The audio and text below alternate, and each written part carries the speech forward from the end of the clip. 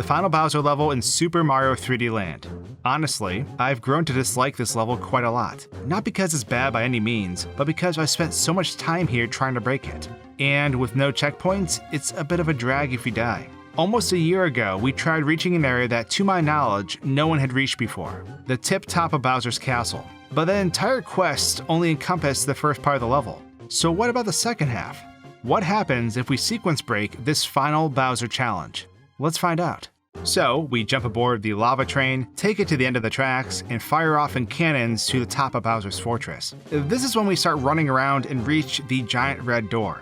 The door that's all too familiar when it comes to Mario games and Bowser. But I wanted to stop here just for a second, because I find this door neat. You see, when this door is open normally, Mario or Luigi typically walks into the darkness and then a cutscene loads. But this black void inside the door doesn't actually load in until we get near the actual door. There's a whole hallway behind it that the player never sees. It leads to a dead end, but I'm not sure why the developers changed this up. Perhaps at one point it showed your character walking down this hallway and had black textures at the end. But, as it stands, there's a hallway that is never used in the game within this tower.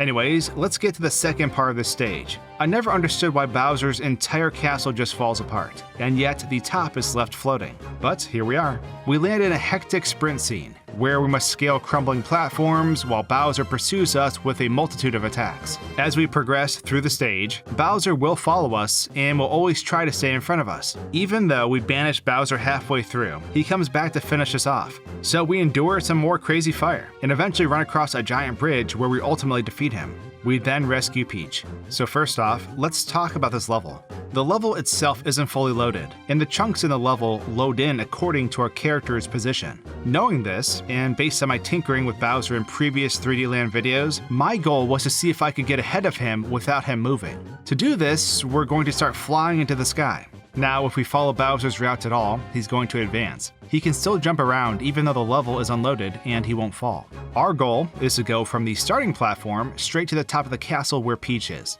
So we need to go up into the air quite a ways. While we're up here though, let's talk about this massive broken castle in the background.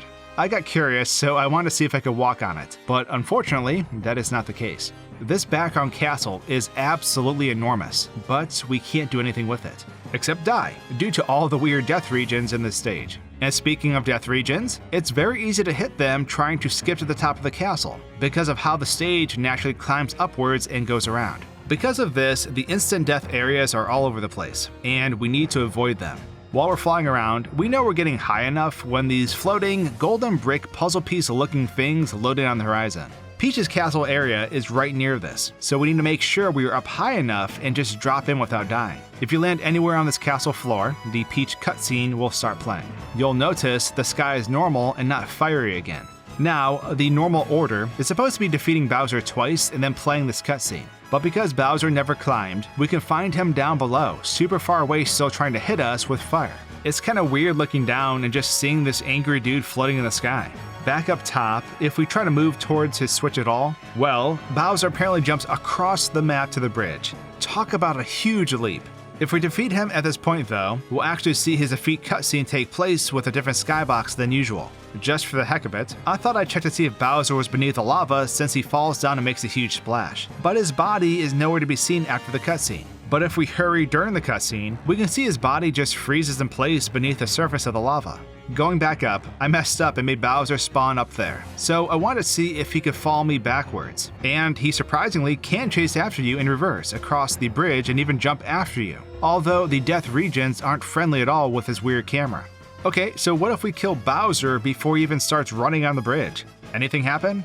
Well, sorta? Even though we hit the switch, the game just casually waits for Bowser to run all the way to us before blowing him sky high. Luigi likes to make Bowser think he has a chance of surviving, but Luigi is cruel.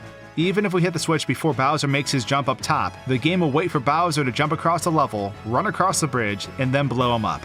There's no dodging fate, I guess. Something neat about this upper castle area is that you can actually climb on top of the castle ruins. An interesting surprise. My next thing I wanted to try was to see if we could rescue Peach while Bowser was still at the bottom of the level.